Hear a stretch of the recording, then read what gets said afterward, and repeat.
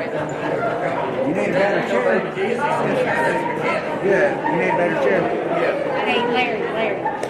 Here comes one right here. He's got you one right there, right behind him.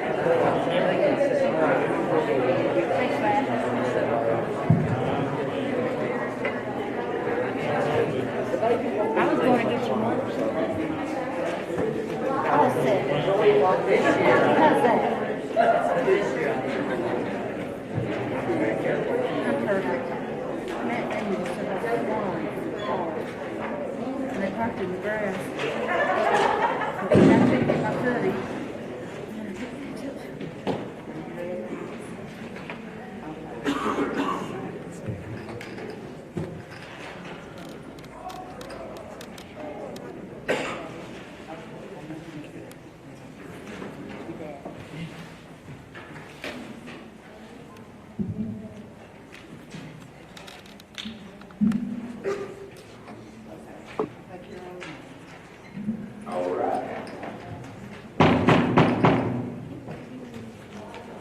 Call to order the meeting for December 15, 2020 of the Roane County School Board. This time, I ask that you stand for a moment of silence and for our pledge of allegiance.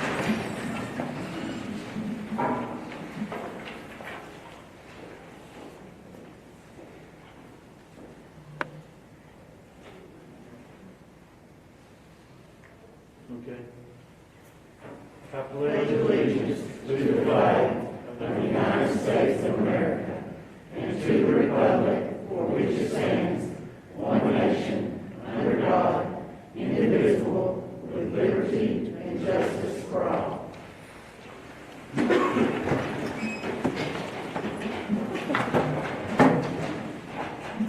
Madam Secretary, please call the roll. Mr. Brackett? Here. Mr. Cox? Here. Ms. Hamilton? Here. Ms. Jackson? Here. Mr. King? There. Mr. Miller? Here. Ms. Moran? Here. Ms. Tate? Here. Mr. Taylor? Here. Mr. Wright? Here. Just for information, for those who don't know, Mr. Cox is with us on the speaker here. He's in the quarantine, so Mr. Cox was able to join us even from a distance. I'm also glad I didn't shake your hand or do anything else till you Thursday night at office. Okay, have a motion, or hear a motion to approve the regular consent agenda. Have a Make a motion by second. Ms. Hamilton. Second by Ms. Orr. Ms. Hamilton? Ms. Orr? Nope. All those in favor say aye. Aye. All those opposed say no. Motion's passed. We have a motion for approval of minutes for the November 19th, 2020 school board meeting. So moved, Mr. Chairman. Have a motion by Mr. Miller, is there a second? I'll second. Second by Ms. Tate. Mr. Miller? Ms. Tate? Yes. All those in favor say aye. Aye. All those opposed say no. Motion carries. At this time, we'd like to recognize a longtime county commissioner, also a member of the city council in Olive Springs, for a donation of property to the school system that helps with the Olive Springs building program. At this time, I'd ask Mr. Taylor. Mr. Cox is going to let you, but you can't do it since you're not here, so I'll let Mr. Taylor step in. Mr. James Brumman, if you would, if you please come forward, Mr. Brumman. Or if it's easier for you, Mr. Taylor can come back there.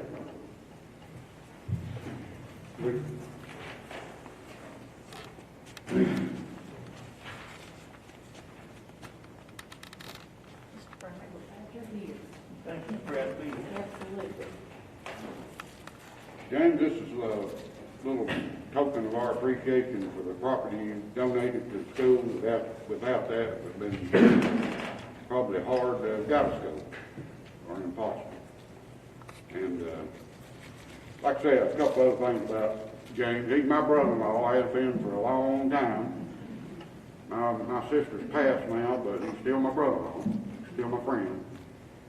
And this is not all he's done for the county. He's been on the commission, he's been on town council. Couldn't tell you the thousands of dollars he's gave to that school over the years. And my sister hauled that band equipment all over the country for years.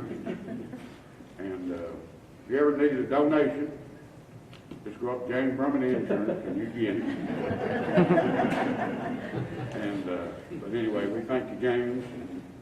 Dr. Paul, you got anything? I do. Mr. Brumman, first of my pleasure to meet you for the first time, but your reputation precedes you, sir. I have always been told what a donator and supporter you are of the school system, and you donating this land to us gave us the opportunity to move forward for this project. And I know you know this, but I want the folks out there to know that there will be hundreds of children, thousands of children that will benefit from a new school in Oliver Springs, and we have you to thank for that. So I appreciate that very much.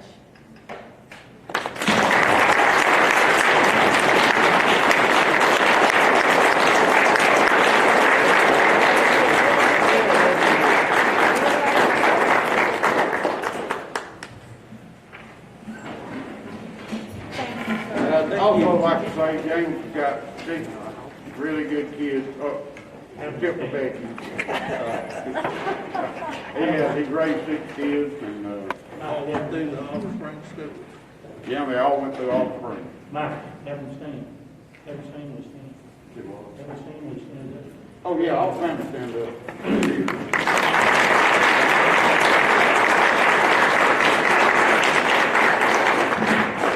Thank you very Thank much. you, sir. James. Thank you.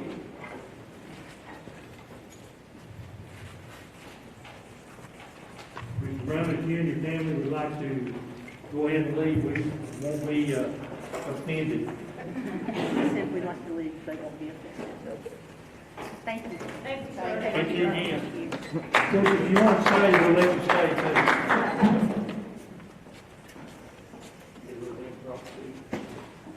Absolutely. Thank you very much. Good to see you again, sir. Always a pleasure. Thank you, sir. Appreciate that. Thank you for coming. Watch his quarters.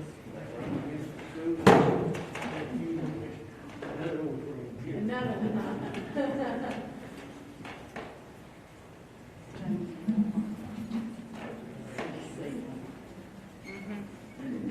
Well, you know, Sam, Right here. Sam, you want to say something to Mr. Brown? You're standing right in front of him. Well, the flow, I'm not saying for a long time, he's always over you know, as much as he could, he's done everything he could to help us. And I always appreciate anytime I needed anything from James, he's always willing to listen to me and do what he can do to help. So I appreciate James, he's been a big help to me. I appreciate working with you, Sam. Thank you, Ed.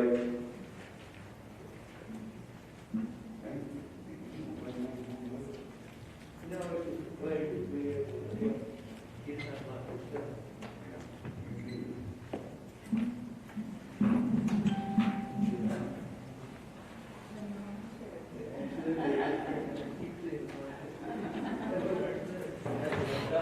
Put up a table.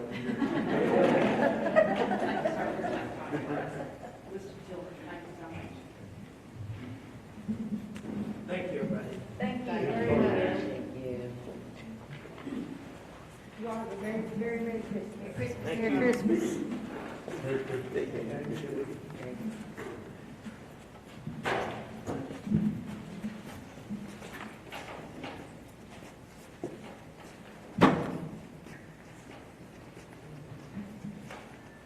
You don't mind, we'll give Mr. Brown and his family a little time to exit before we move on.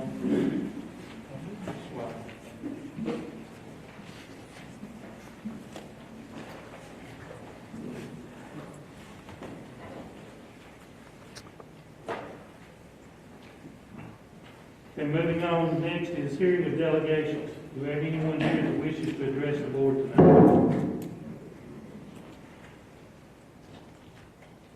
Okay, let me read something before we do. The board will now open the floor for those individuals or delegations who wish to address the board.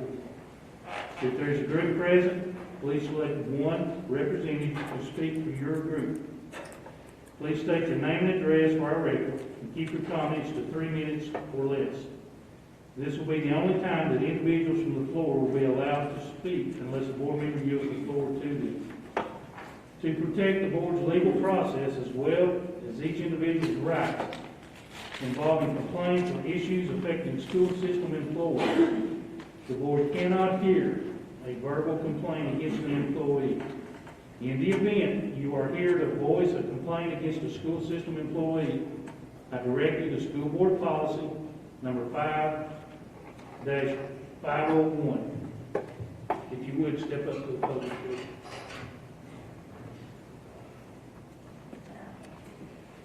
Hello, I'm Kim Paul. I am a Rockwood Middle School teacher. I teach 7th grade.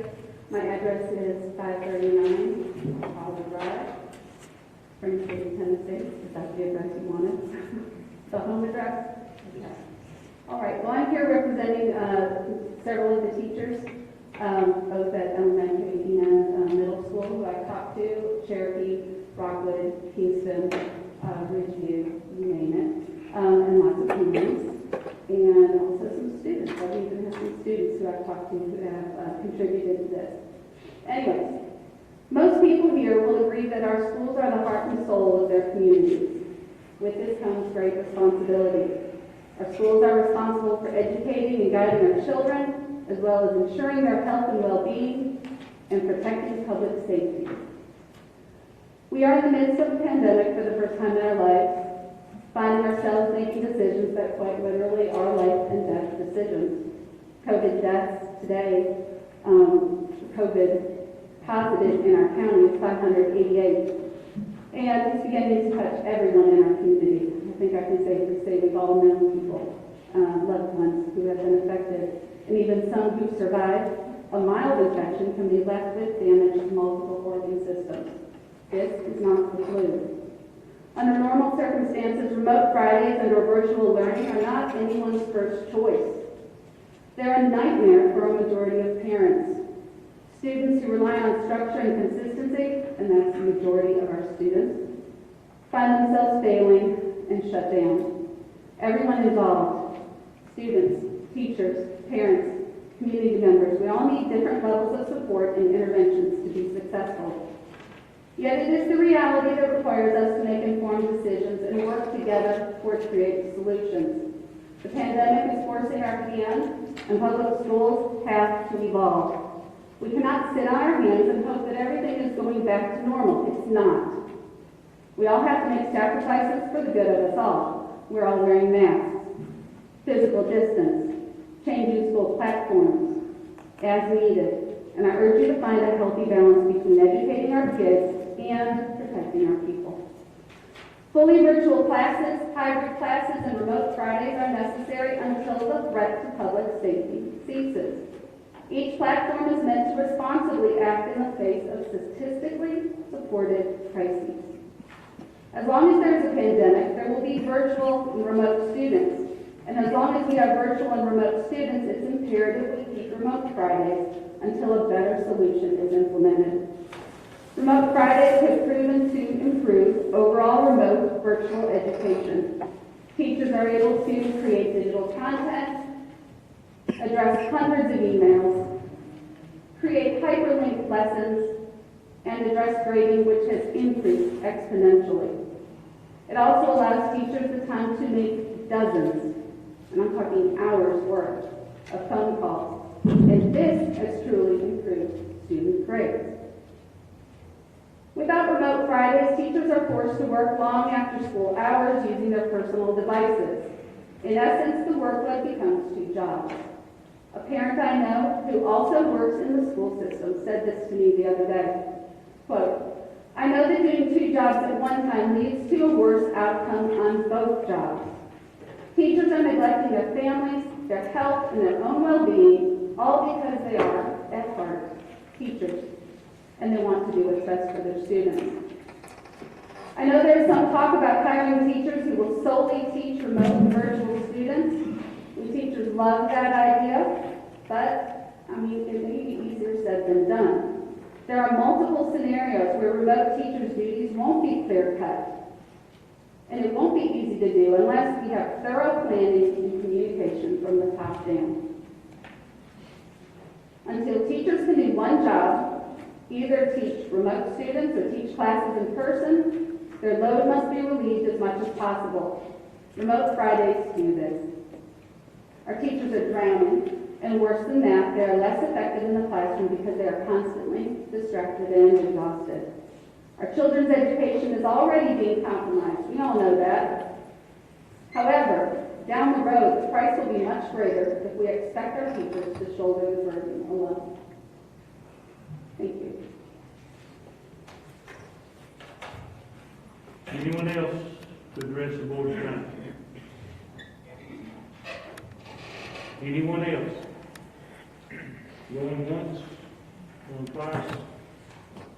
Seeing no others, we'll move on. We have a presentation. Even with you, I believe you have something you want to say first. You should have in your packet something that looks like this, and I'm going to talk about it for just a moment. This is our parent and family engagement plan for Roane County schools that has been developed. The plan's purpose is to ensure that our stakeholders, our families, have opportunity to participate in the education of their children and education of the schools. The development of the plan, and what I'm going to do is just give an overview of what happened, how we got to it, and I'm not going to touch on a lot of things in it because you can just read it if you want to, and we'll ask the questions at the end. The plan was developed by a group of stakeholders, including parents from our title schools, grandparents, and others. We also had, I want to thank Mrs. Jackson, she was able to participate on that group. And I do want to thank others that have participated in the past. And I thought while I was up here, I'd just throw this out. If you have free time, there are other committees that we need to meet on. So just shoot me an email and just say, hey, I'm free. I'd be glad to serve on any of these committees like this. So I just thought I'd throw that out while I was up here. Just a few things that is in the plan to let you know. There is funding available, and again, this plan is focused on our title schools. We have 8 title schools within our district. All the elementary schools, Rockwood Middle and Harriman Middle, are our title schools.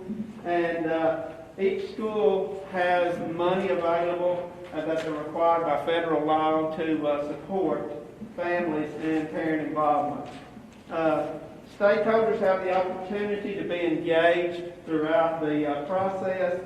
And you can see during the plan there's going to be future access that they'll have. In the spring, we will do a district-wide survey that will provide us with some information. We also will have the opportunity, parents will, or stakeholders, to be involved in the school improvement plans. Also, later in the summer, we'll review and do revisions to this particular plan here. And then I'll just wind up with a couple of things. One is we know that collaboration with parents and stakeholders is essential if you're going to have a successful school system, and that's one of the important things about this. The other thing that's in your packet, there's several other papers in your packet, and that's the parent and family engagement plans for each title school, as well as the parent compacts and the school compacts that each one of those has. And any questions anyone has? Yes. I read through this when I got the packet and everything, and they said that it was like 1%. Is that the amount of money? How much money are we talking about? 1% by federal law we're required to set aside for parent involvement. Roughly, our title schools have a total of around $30,000 to spend on parent involvement. We actually have always budgeted over 1%. We do almost 2%, not quite 2%, but a little bit under 2%. The average for our 8 schools is somewhere between $2,500 and $3,000 each to spend. Now, one thing that we have done with our schools, and actually we've gone beyond just our title schools, but we have put a parent involvement coordinator that has 60 hours a year that they can work to ensure engagement with our families, with our parents. Again, it's very essential that they're engaged. Thank you. You're welcome. Any other questions? Thank you, Mr. Rice. Thank you, Dr. Williams. Dr. McCall, congratulations. Mr. Chairman and members of the board, Mr. Duff is not able to be with us tonight. He will be doing his presentation and updating you on the virtual school in January. We're just going to push that to January. I will report to you that we do have approximately 93 students currently enrolled in our virtual school, and next month he will break that down to let you know who they are, what they look like, and how that program is going. So, thank you, Mr. Chairman. Now we'll move on to reports. Director's report. Mr. Chairman, there's a lot of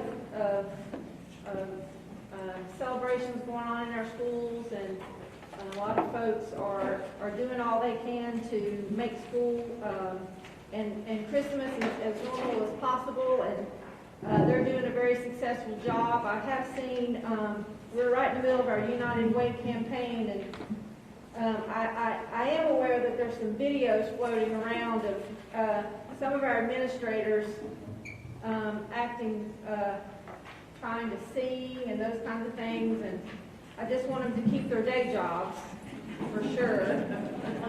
But I do thank them for getting behind the United Way in our county. It's a great program, so thanks very much. And Travis Langley heads that up for our school system, so I want to thank him.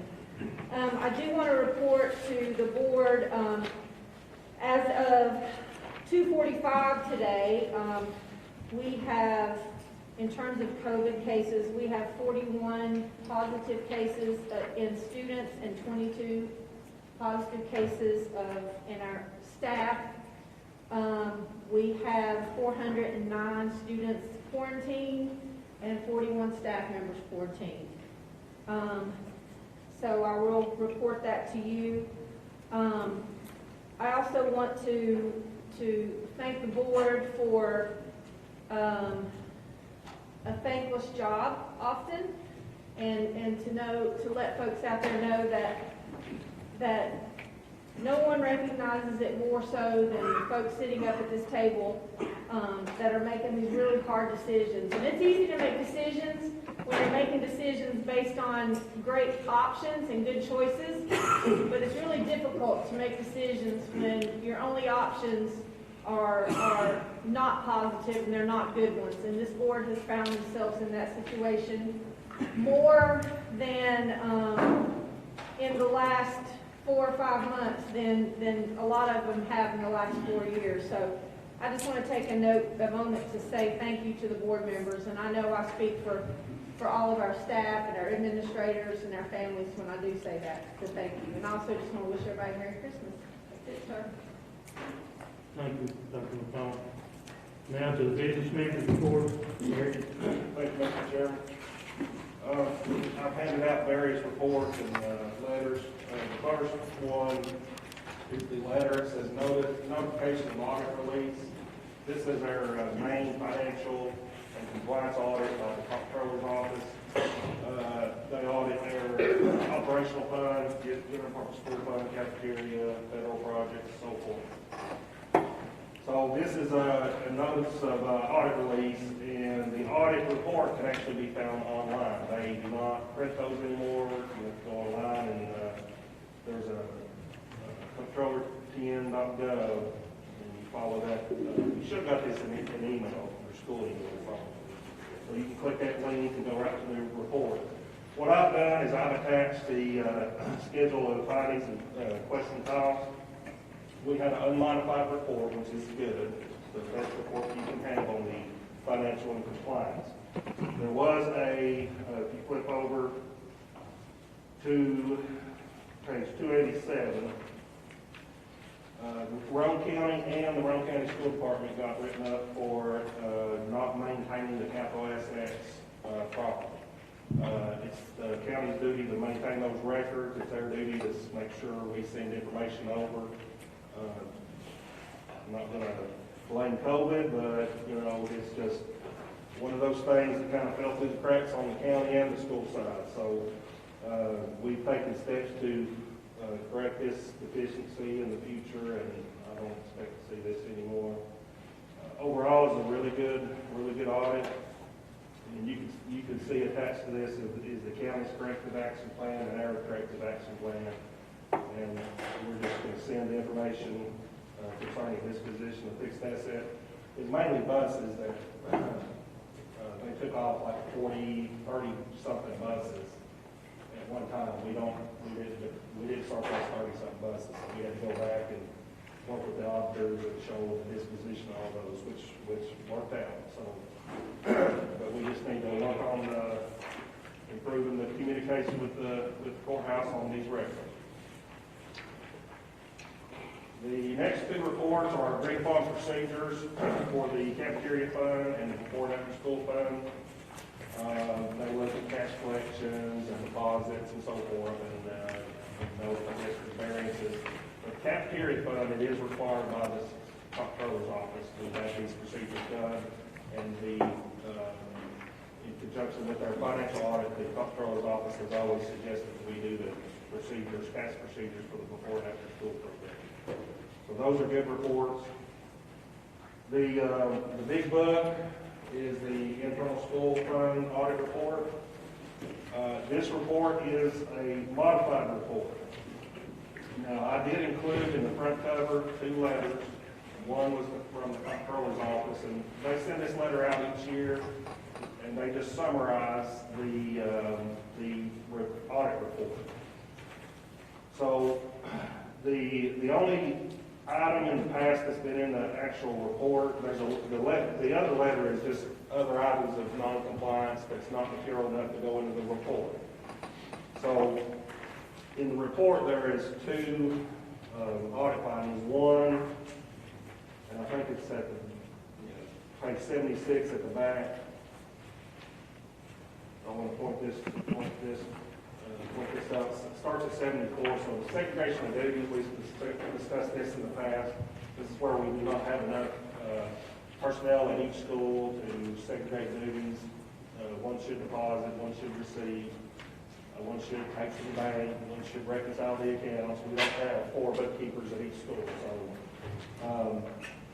So this is a finding that we try to divvy up the duties among the existing personnel, but there's just not enough personnel. The other item is the cash receipts for Midtown Elementary School.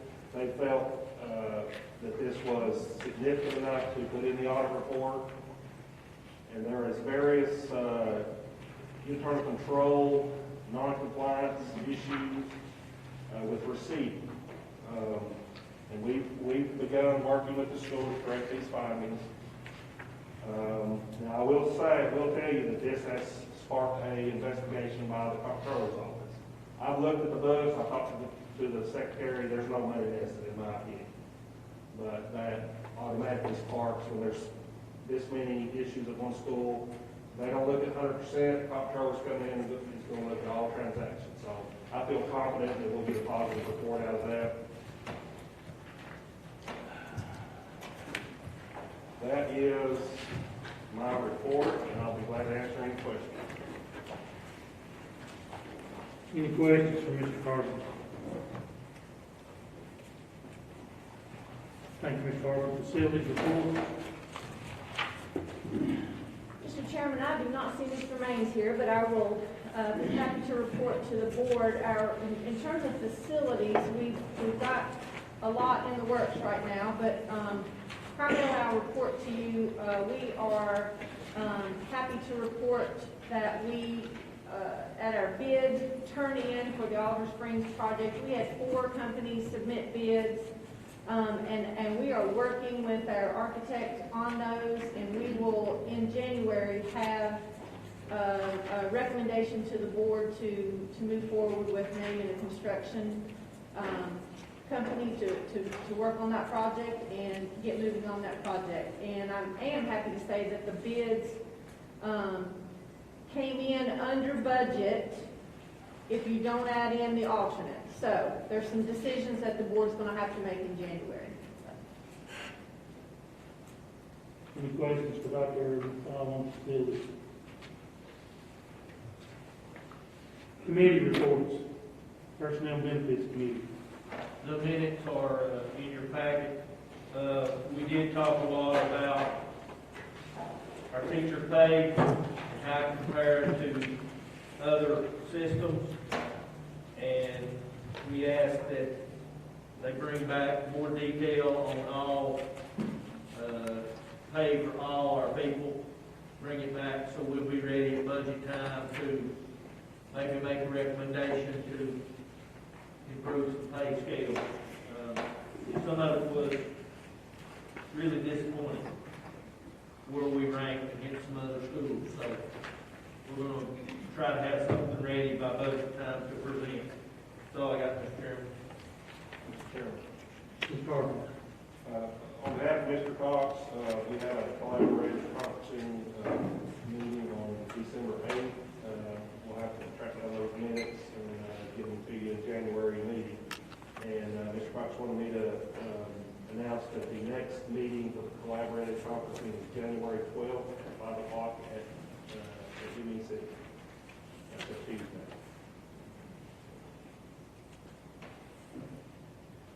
Anita, will you send us something out?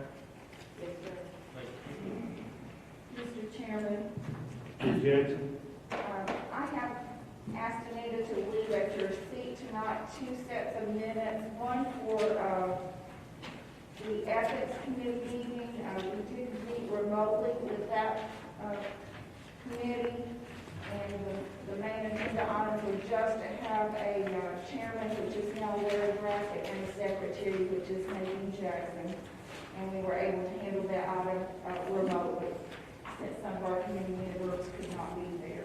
And then also, you have just a short summary of some of the things that the Remote Learning Advisory Committee talked about on December 1st.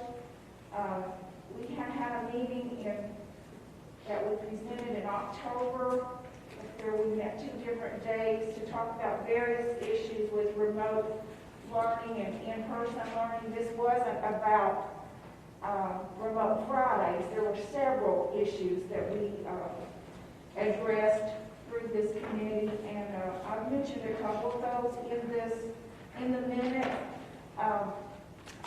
First of all, some actions taken by the Roane County School Board that have been helpful, and that was some changes we made in having students either choose remote or in person for a 9-week period, having remote learners return to in person if they were not being successful as remote learners. And then also, it wasn't a part of anything this committee did with the 9.5 remote Fridays, the 9.5 days of remote learning that was implemented by the board at that same meeting that we set this committee up. So that was included in some of the things that the teachers are learning from each other as they deal with both in-person and remote learners. Thank you, Mr. Chairman.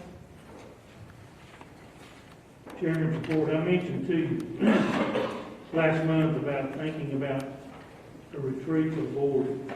What I'm going to suggest is February the 26th and the 27th.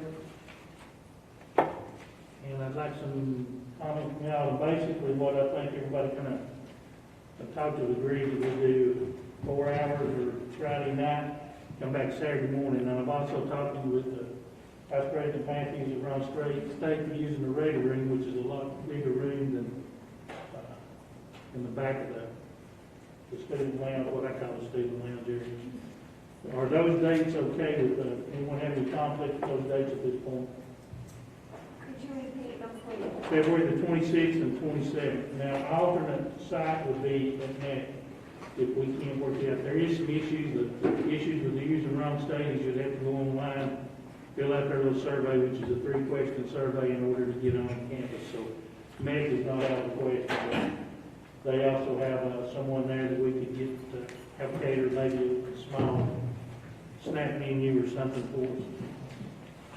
Anyone have any conflicts with those dates? We'll try to set something up and have them firm it up by our January meeting. Okay, is there a motion to approve the reports? I'll make that motion. Motion by Ms. Jackson, is there a second? Second. Second by Mr. Brackett. Ms. Jackson? Nothing else, sir. Mr. Brackett? No, sir. Madam Secretary, please call the roll. Mr. Cox? Yes. Ms. Hamilton? Yes. Ms. Jackson? Yes. Mr. King? Yes. Mr. Miller? Yes. Ms. Oren? Yes. Ms. Tate? Yes. Mr. Brackett? Yes.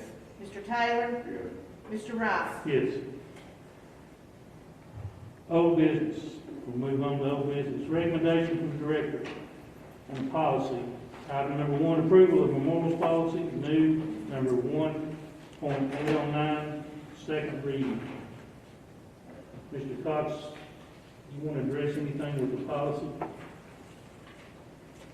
No, we've had that, it was fair last month, and we addressed that. Okay, Chair will entertain a motion based on the recommendation on this memorial policy. Is there a motion? Make a motion. Motion by Mr. Brackett, is there a second? I'll second it. Second by Ms. Jackson. Mr. Brackett? Ms. Jackson? Nothing else. I think we can discuss this, just the need to have something in place to kind of give guidelines for how the length of time that a memorial and that kind of thing could take place, just to help our schools out with that. Anyone else have any comments? Any other comments? Madam Secretary, call the roll. Ms. Hamilton? Yes. Ms. Jackson? Yes. Mr. King? Yes. Mr. Miller? Yes. Ms. Oren? Yes. Ms. Tay? Yes. Mr. Brackett? Yes. Mr. Cox? Yes. Mr. Taylor? Mr. Ryan? Yes. Old business B, we evaluate every Friday remote learning day options. Mr. Chairman, if I may address the board. You have the floor. Thank you, sir. I wanted to just address this with the board. Our team has worked very hard to put together various data points that we have reviewed in coming up with some recommendations to the board for consideration. We have looked at every teacher by school, every teacher and how many remote students they each have. We have looked at the entire district, how many remote students we have per school, per elementary, per middle, per high school, all elementary combined, all middle, all high school combined. And I will let the board know we have currently have about 3 times the amount of remote learners in high school as we do in elementary, and almost double the amount of high school that we do in middle school. So those numbers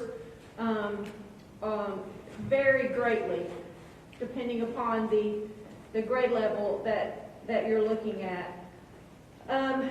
We also looked at failure rates of our students who are in person versus remote, and our principals and our teachers have done a good job at addressing those students who were not being successful with remote learning. And in a lot of cases, they are getting those kids back in school where they need to be, and that's proven to be very successful. So I want to thank our administrators and our teachers for that. Remote learning is difficult. It's hard for our kids, it's hard for our families, and it's, as you've heard, it's definitely hard for our teachers.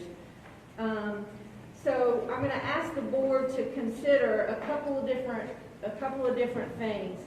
The first thing I want to ask you to consider is to only allow those students in good standing to continue remote learning for the second semester of the 2021 school year.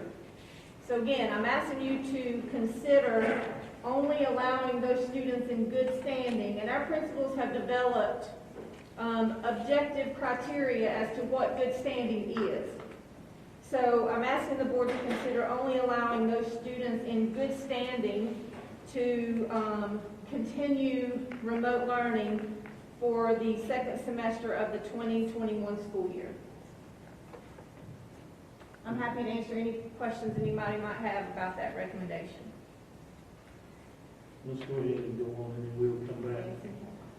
Okay, Ms. Hampton? Dr. McFall, could you elaborate just a little bit on what good standing means? What are some of the criteria? Sure, and I honestly do not have that in front of me, but do you? Yeah, for high schools, I asked the high school principals to what their definition of good standing was, and we sort of synthesized the data down to 3 major points. So seniors need to be passing all required courses for graduation. Underclassmen must be passing 4 out of 5 classes, which is the equivalent of 3.5 credits per semester, because they're attending 4.5.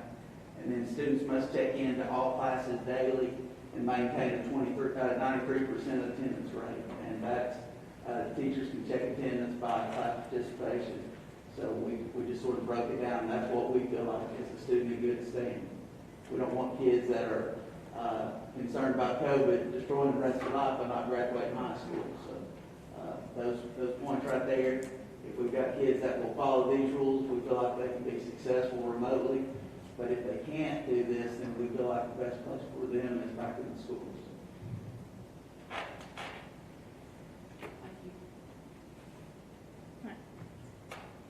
What do you? Mr. Chairman, is this the time that I need to make the motion for the Fridays? If you want to make a motion for that week, that'd be fine, and then we can. Then can we add that on there? I mean, can I make the motion that we extend I think she has Fridays? some more if you want. I have Okay. some more of that, and I didn't know if you wanted talk about these one at a time, but I'm happy to keep. I'll tell you what, let's do, let's just make a motion the chair will entertain a motion as it's written, reevaluate Friday remote learning day options, and then we'll let you continue with the discussion. Is there a motion to go with item B, reevaluate Friday remote learning day options? Mr. Chairman, what are we doing? We're just going to motion for discussion so that she can continue, and we don't have some trying to make a motion, we just make a motion for So discussion. we're gonna hear the rest of her? Yes. Okay. Yes. I'm looking for a motion. Mr. King? Actually, I was trying to get your team earlier. Okay. I had a question, about good standing before we move on. Go ahead, we'll answer that, and then we'll entertain the Sorry motion. about that. On good standing, when are we gonna make that decision? A senior from this point out, or when they begin their senior year? How does that? I guess it's up to the board, but technically I would, if I were going to implement something like this, then I would give them a time period, like we do with anything. If it's an out-of-district student that's not being successful at their present placement, we develop a contract with them, they've got a couple of weeks to start showing improvement. I don't believe in jerking the rug out from somebody immediately. I give them ample time to correct their mistakes, and then we'll move from there. But our principals do it every day. We're doing graduation contracts with kids. We're doing things like this. This would just give them the leverage that they need to say, hey, you're not fulfilling your part of our obligation, our contract here. You're going to come back to school if you don't have it done by such and such a day. Just establish a contract, give the students a little bit of incentive to correct the behavior and improve their performance, and go from there. That's what thank you very much. I'm glad we're doing it that way. Thanks for the time. The motion would be to just for discussion to reevaluate remote Friday learning options. That's to get it on the floor, and then Dr. McFaul can continue. So is there a motion to? So moved. By Mr. Miller? Second. Second by Ms. Horn. Mr. Miller, you yield the floor to, or wait, I guess you better vote on it. Better vote on it first. Go ahead. One question. We've heard the high school good standing. What about elementary and middle? They would be similar, but obviously it wouldn't be the seniors, but it would be based on their grades, their attendance primarily, and their participation. Do we have a number or percentage of how well our remote learners are doing? Yes. Per school we do, yes.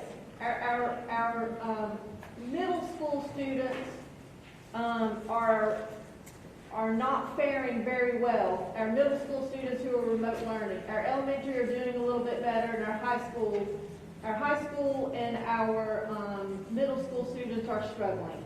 Some schools, it's as high as 30% of our remote learners are failing in some middle schools. I guess that goes back to what Coach King asked. The ones that are struggling, that we know are not getting it done, are we going to give them time to turn it around, or are we going to turn it around for them? Well, let me say this would not be anything new. I mean, our principals have been doing this, since we started the school year. This is just formalizing it and giving them a little bit more structure and objectiveness to work with each family. So this really comes as a recommendation from them, the principals? Yes, and absolutely. Mr. Miller, you have more? No, that's good. Ms. Horn? Oh, I thought.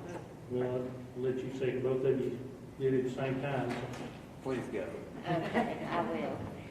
So I'm going to make this as short and simple as I can. For those of you that's known me for the last 18 years when I've worked in education, you know this point right here, this topic is very passionate to me. It's very passionate to me because as a former special ed teacher, regular ed teacher, and working in the world of technology, I've been able to take education technology and compare it. Tonight for me is not about changing anyone's mind. Tonight for me is laying out the facts, and we as a board and we as an educational system deciding on what direction we're going to go with education going here forward. Education started to change in about 2003, and about 2013 it really started to take off. In 2015, Roane County started to adopt those changes. You remember the Google Classroom, and you'll notice on one of the committees that came about in 2015 and 16, when it went one to world, you've heard a lot of the words collaboration, engagement, those kind of things, project-based learning, more CTE classes picked up, you had coding, you had robotics, STEM and STEAM. These are all terminologies that started to float around everywhere in the education. Some districts did it this way, some districts did it this way. There wasn't a right or wrong with however anybody done it. So in 2013, then 2015, we started implementing. And I have to say that between our IT department and Emily, and then adding Jackie to the mix now, they've done a phenomenal job. But because of COVID, the pandemic has now pushed us to the next level. The next level is there is no more phases. I mean, that's really the truth, guys. We have taken everybody and thrown them in a frying pan and said, figure it out. So what's really happening is that before March 2020, the way education was, education will never, ever, ever go back to that way again. And I can promise you that. We're going to see the remote learners in elementary school decrease. We are going to see remote learners in middle and high school increase. You will see virtual classrooms increase for several different reasons. Tonight, it's not about a want, it's about a need. It's about what we need to do to help our teachers convert their classrooms the way they need to go. I have followed one of my biggest mentors, has been Dr. David Thornburg, and you can look him up. He's an education futurist. He actually lives in Brazil and has done some of his practices in the United States. But it's about bringing down the walls of the classroom. We're here. It is learning anytime, anywhere, and always. We are immigrants to technology. Our students are natives to technology. They don't know life without it. So if we go back to teaching the way it was before March of 2020, we're only going backwards, and we're taking those opportunities away from them. Now I say this because the need is, it has been proven. I follow the Horizon report, and the Horizon report will give you the 3, 5, and 7 years of where technology is going in the classroom. It will tell you exactly where we need to be going as far as education goes. Now I say that because with doing all of that right there with the Horizon report, it's going to take almost a year for our teachers to be able to convert their classrooms. I say this because videos are here to stay. Videos are never going to go away. Why? Because it's not about time, it's about flexibility. And the time, even though we've heard this from all of our teachers, they need more time. In all reality, they just don't know how to describe it to you. Emily and Jackie have done a fantastic job with uploading our textbooks, our worksheets. There are some video resources out there, but when it comes time for that teacher to teach that class, that one video that they may get online is not going to work for every student in that classroom. The reason is because Remote Fridays, as a former special ed teacher, and I said this in 2004 when I taught a class over at Roane State to several of the Roane County teachers. Some of them are still in in the county today. It is going to get to a point that every student will have their own individual educational plan. And what that told me when I was reading teachers' letters, and by the way, teachers, thank you for all the letters. I tried to read every single one of them. If I didn't respond, I apologize. It was kind of like birthday wishes on Facebook. You only could do so much of them. But here's what I heard. I heard accomplishment. I heard they started out at the beginning of the year making videos. And then I heard they had a connection with their student. Why? Because they got their Fridays and they got that one-on-one time with their student, and they started to realize who was falling behind and how they were falling behind. So then they were able to adapt that student's learning based on their needs through technology. That's what Fridays gave them. Fridays gave them a time to collaborate, a time to engage, to have that one-on-one. When we're sitting in a classroom of 30 students right now, we don't get that opportunity to have that one-on-one like we do on a Friday. That's the key right there. Education is going to a project-based learning. Now, our elementary school is our foundations. So that's why you're not going to see so much remote there. But when it comes to middle school and high school, we're talking about CTE classes.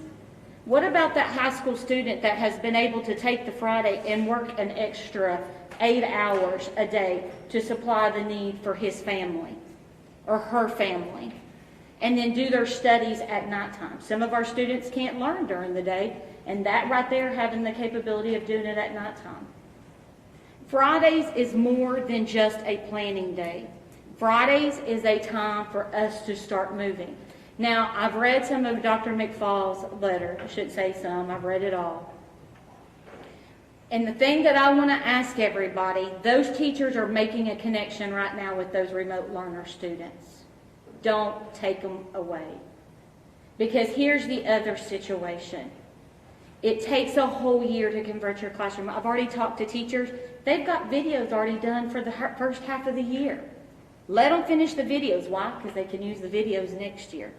These videos aren't just for this year. What we're doing right now is just not for this year. This is for from here on out. And we are going to continue to build on that, because this is where 21st century teaching is going. This is why Fridays are important. This is why these one day is important. It's not here to stay, not this particular day, because they'll get everything converted and they won't need to. So when we're talking about this tonight, this is the things that we need to keep in mind. Technology is here to stay. You can fight it as long as you want it, but you can't beat them. You might as well join them. Number 2 is you need to learn anywhere, anytime, and always, and we need to make sure that's available for art. Now, we've got some problems and we've got bugs to work out, from students not having internet to we're still having to give packets out. Those are things that we are not the only ones in the state dealing with. But now is our time as Roane County to push education forward with what is going on, where education is really going. And that's what I want to give everybody to be thinking about. Thank you, Mr. Chairman. Anyone else on the motion to discuss? Secretary call the roll on the motion to discuss. The motion is to discuss the reevaluation of the Friday remote day options. I think we've already discussed it. Some of it, but there's more here. Okay. Do what? I don't think we need to go on a motion to discuss it. If y'all want to work, it'll be fine. We have in the past. Okay. We'll let it go. Go ahead, Dr. McFall, if you will continue for you. I think that's okay, Mr. Chairman, let's vote on it. Go ahead, call the roll. Ms. Jackson? Yes. Mr. King? Yes. Mr. Miller? Yes. Ms. Lauren? Yes. Ms. Tate? Yes. Mr. Brackett? Yes. Mr. Cox? Yes. Ms. Hamilton? Yes. Mr. Taylor? Mr. Wright? Yes. Dr. McFall, if you would, if motion passes, we'd like to continue. Yeah, Mr. Chairman, I have 4 recommendations, and the first is is is allow those students in good standing to continue. The second is that we ask parents to choose by January 7th for the semester as to whether or not they want to remain remote or come back in person for the semester, the second semester. I do ask that the board, like they did before, allow the director or designee to have the authority to evaluate individual situations on a case-by-case basis as to whether or not they go back and forth. Because there have been some, due to surgeries and those types of things, where we have had the flexibility to intervene, and I would ask that that continue. Third recommendation I'd like to make to the board is that in-person students in grades 9 through 12 continue with the 4-day in-person and the 1-day remote learning Fridays for the second semester through May 7th, except for February the 19th. We have a staff development day that week, and I would ask that those high school students do come on that Friday. That's the third recommendation. The fourth recommendation is to hire some interim teachers or provide some contracts to teachers to instruct the elementary and middle school students that choose remote learning and for the second semester. Repeat that last one, if you would, please. Hire interim teachers or provide contracts to our teachers to instruct the elementary and middle school students that choose remote learning for the second semester.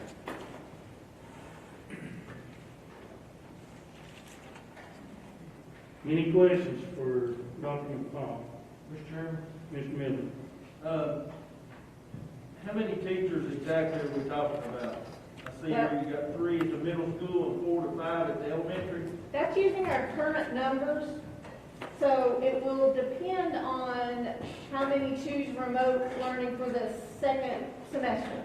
So that number could fluctuate a little bit. And I'm happy with the board if you'd like to put a financial cap on that amount.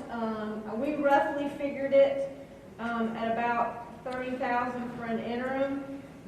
So, you know, roughly about $220,000 for those compensation for those interims and contracts.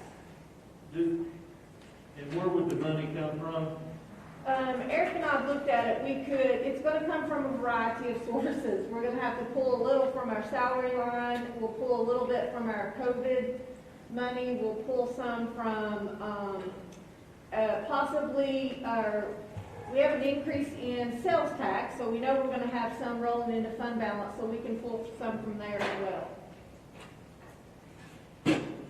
Dr. McFall, do we have any idea? Make sure Mr. Miller says. One last question. When you hire these teachers, do you have to go by the contract? And what I'm saying is, if you get someone that, let's say you get a retired teacher to come back in and they've got a master's, is that the salary that you pay them by the contract?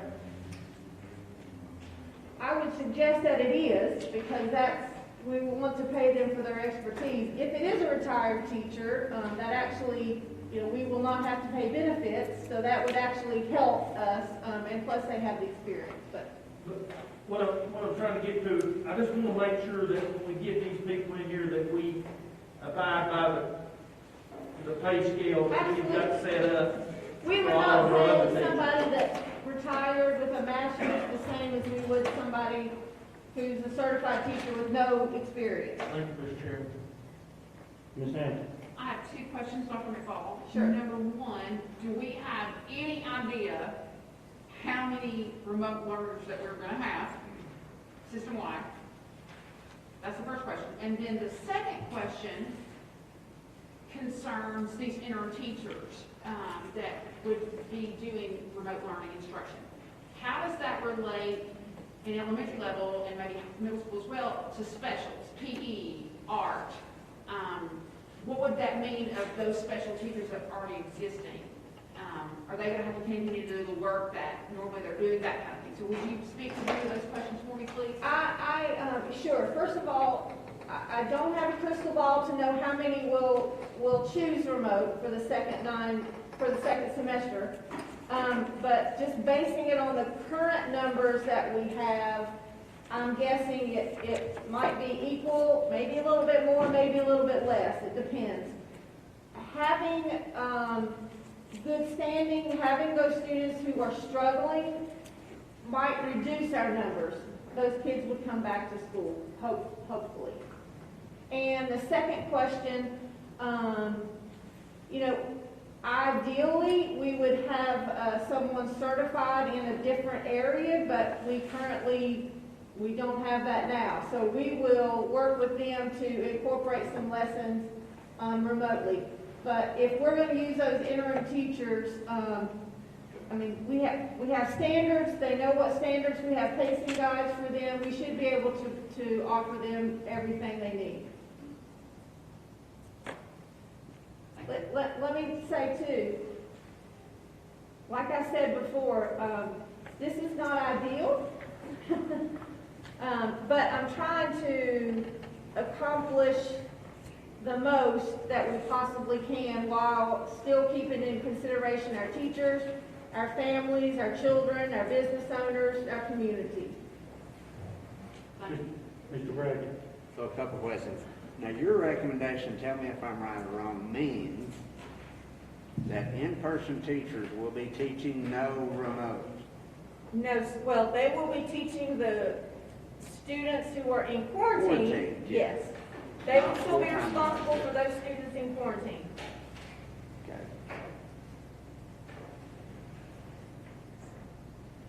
Dr. McCall, so a couple questions here.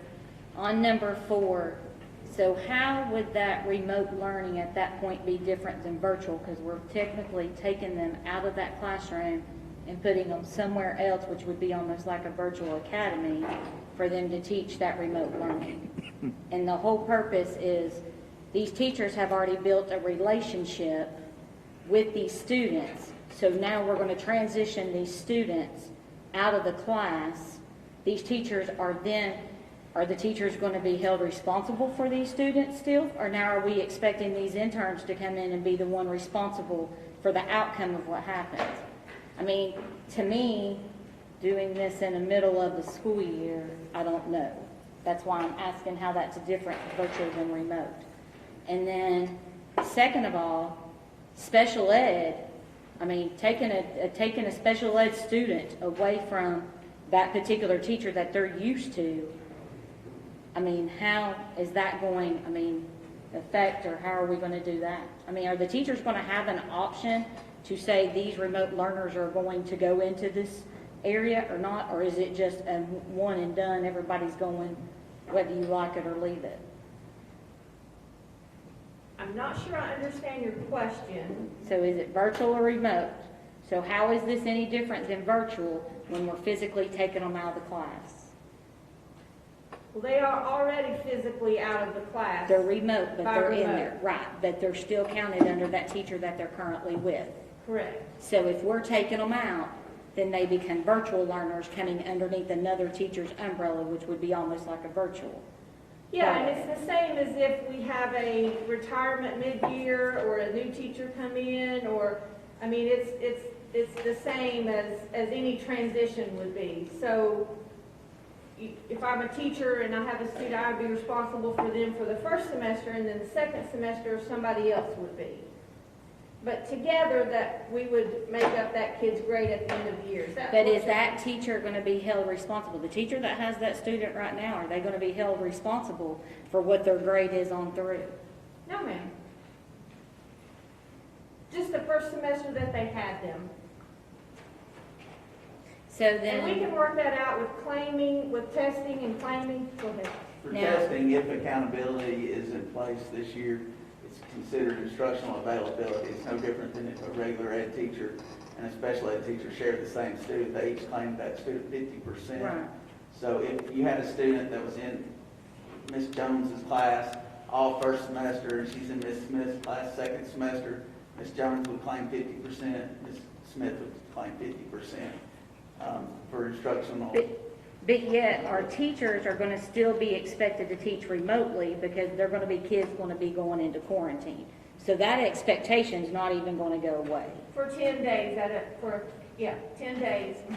But with everything the way it is, that does look like the numbers are gonna continue to go up. So our teachers are gonna still be expected to teach the way they're teaching now, but some of their kids are gonna be put into another remote learning with a different teacher. They will not be responsible for their remote students. For the students who signed up for remote learning, our teachers would not be responsible for them. So, okay, on number 3 recommendation, you made statement that there was going to be 4 days for high school and then Friday would be remote learning. So what is the plan for middle school and elementary? Because right now, elementary still having to work with the worksheet and get them uploaded, and everybody's still going to be required to do videos.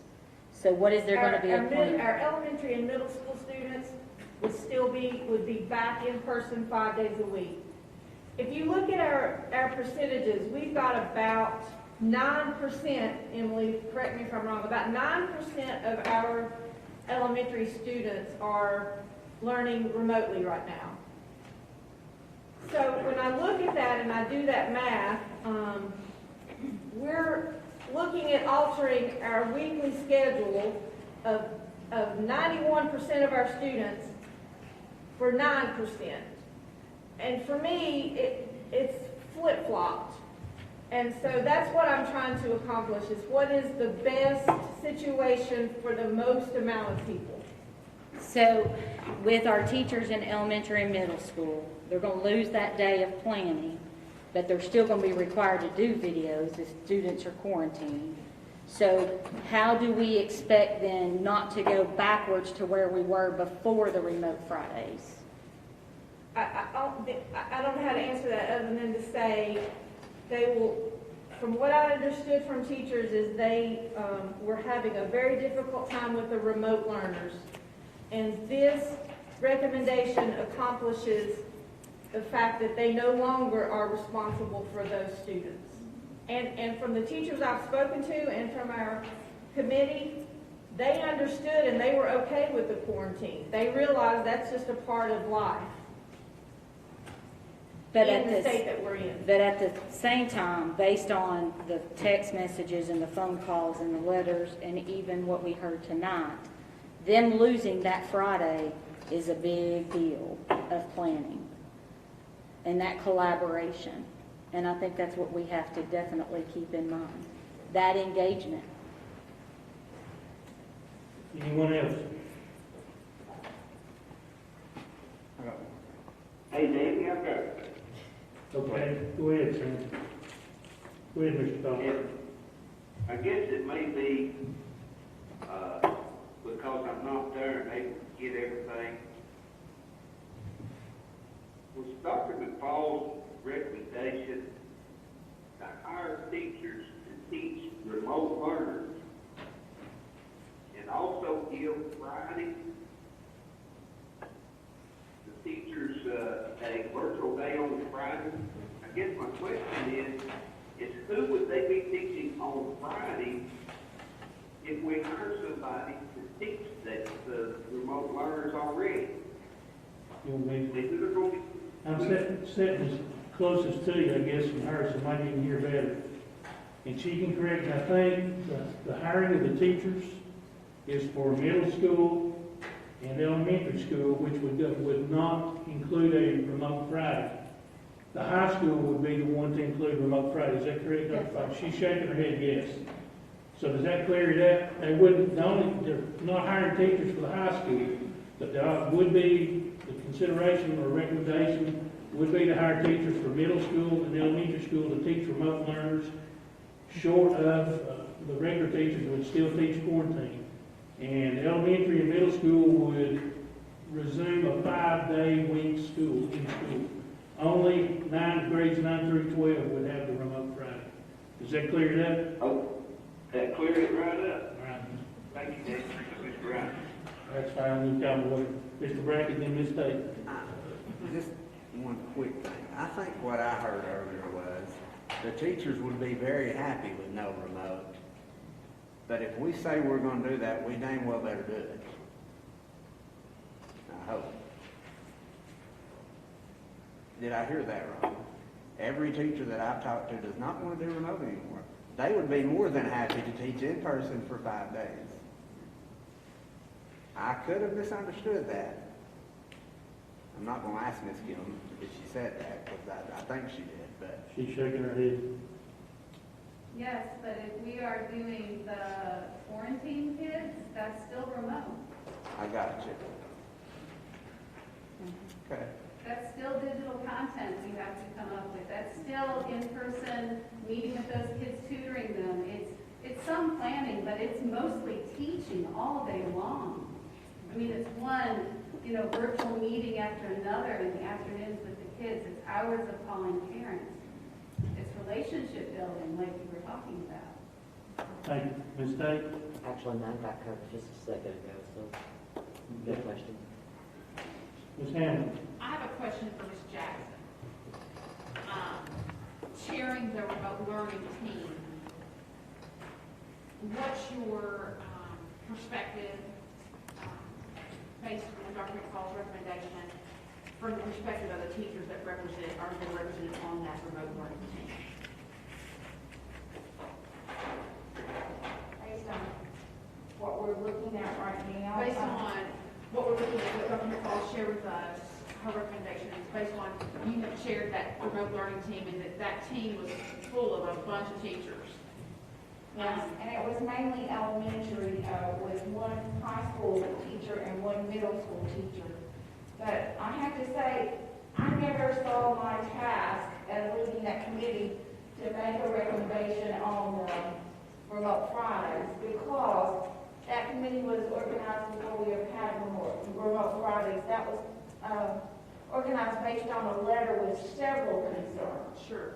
So when we looked at remote Fridays, we were looking at, and Emily, I'll go to you also, but we were looking at ways to help teachers help each other by sharing what they were doing in particular schools. And at that time, when we gave, as a board, gave the schools, the teachers, the remote Fridays for the 9.5 days, there were some administrators, some teachers that said we were almost there. We almost have this figured out with how to share the duties, because it is a lot of work.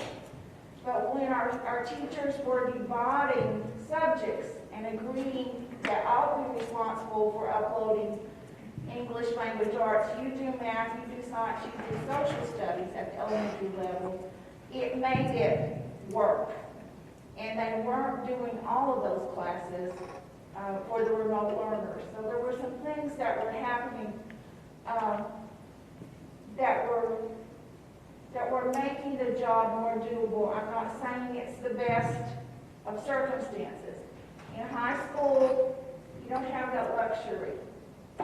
You don't have another teacher that can share your subject. Some elementary teachers don't have anyone else that does what they do. If they are sick or quarantined, we even have one example in Grady Clifton. It's like, well, I thought about checking with Angie Lane in Kingston and seeing if we could, she could be my backup if I can't teach.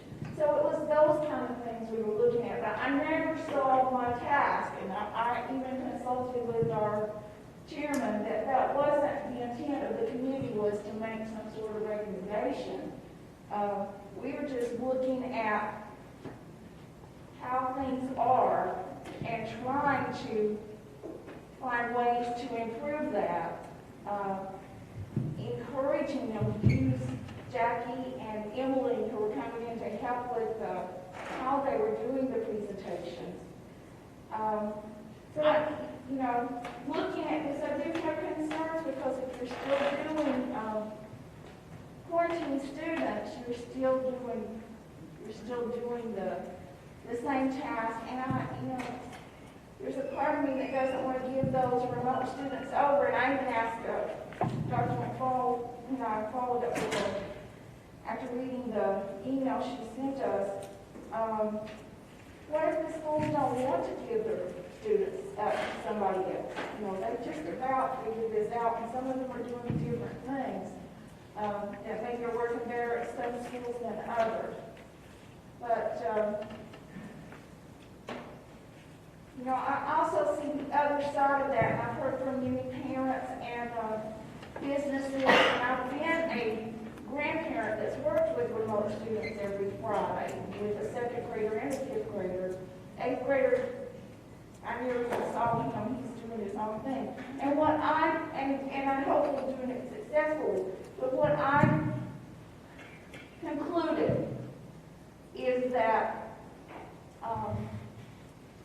our older students are faring better, and that doesn't seem to be what's happening with the grading, are faring better with remote learning, the Fridays, for everybody Friday, than our younger students. Because the younger students can't just log on and, you know, do all their work, or if they have a packet, and they're requiring an adult to be with them, where our high school and middle school most likely are not. That's my opinion. And I appreciate you sharing it. I may have not made myself clear, so I apologize. I really wasn't asking for a recommendation. I just, because you have spent time with those teachers and you have gotten to know those teachers, I was just interested in your experience with them, and what do you think, you're not speaking for them, but you've been with them, what would you say would be their response to this plan? I can't answer that because, you know, I can't speak for them. Because even within the group or within the school, there's no agreement on what's best. There are grade levels within a school where, like, you know, they feel a certain way, and another grade level doesn't. So there's going to be, there's not going to be a plan that we can pass that will please everyone. But with some of the teachers on the community, they are concerned about, some are concerned, and I'm sure they all are, but some have voiced concern about the time they're losing with their young children, the younger, the K-5 students, even I would say K-3. They're very concerned with the amount of time they're losing, that day they're losing with their students by having remote Fridays, because they need that teacher. And also our speech therapists, they've reached out. You know, it's good to do remote speech therapy, and if you're losing a Friday, you're losing, you know, a day you can't schedule students in person. And the same with some of our special education students. You know, remote doesn't work for many of them, and structure is really important. And when we're doing this kind of thing, we're interfering with what is best for them. And I guess another part, this has nothing to do with serving on the community, but teachers that we would be hiring, and I'm a retired teacher, so I can say this, we're not as quick to grasp the needs of technology. It might be more, you know, teachers that are already doing that would be the best choice for our remote learners. But then that means more disruption for your in-person learners if we pull teachers out to do the remote learners. But it would be hard to hire people to come in that have the knowledge. I know we would have help, but it would be hard to have people have the knowledge that they would need. Many teachers have said this is like being a first-year teacher, no matter how many years of experience you have.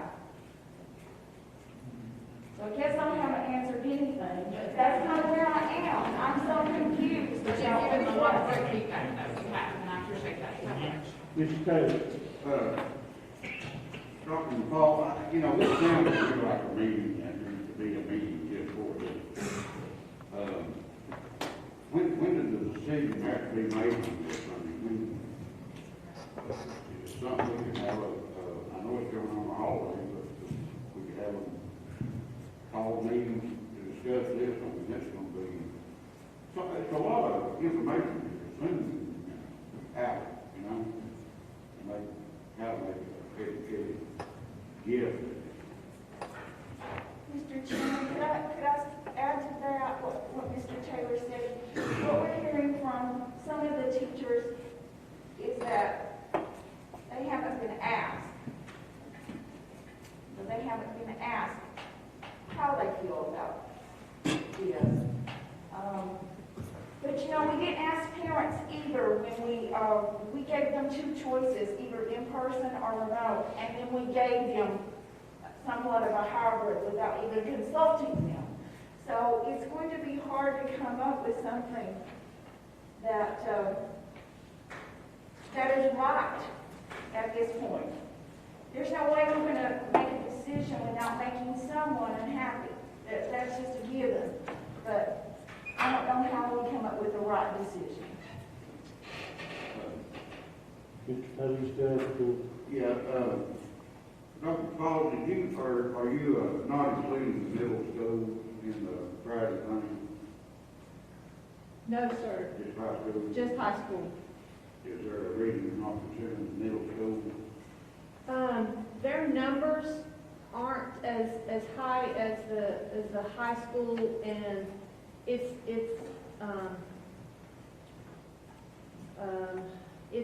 easier to have some interims do middle because of licensure and certifications than it is for high school for sure.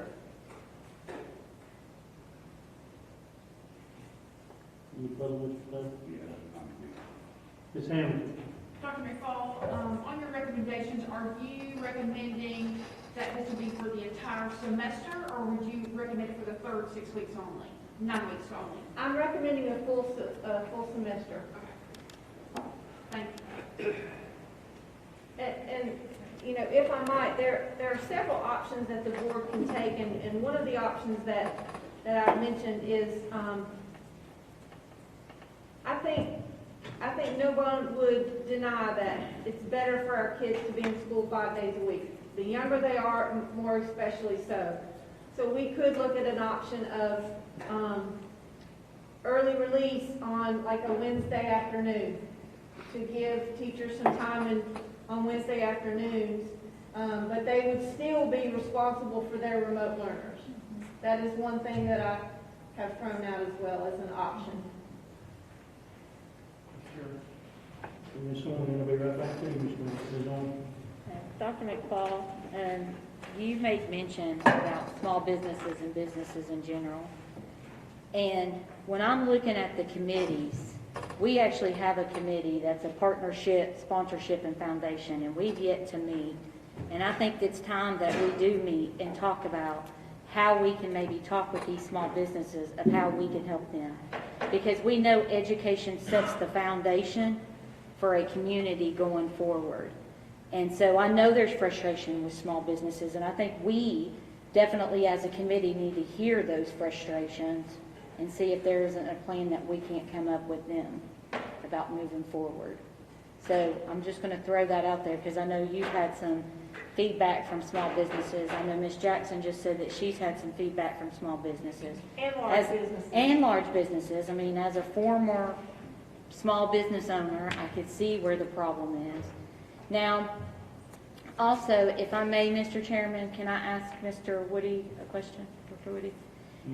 On that family engagement that we have just started, is there a way that we can add in training for parents, like technology training or anything in there that may help them with some of the difficulties that they're running into?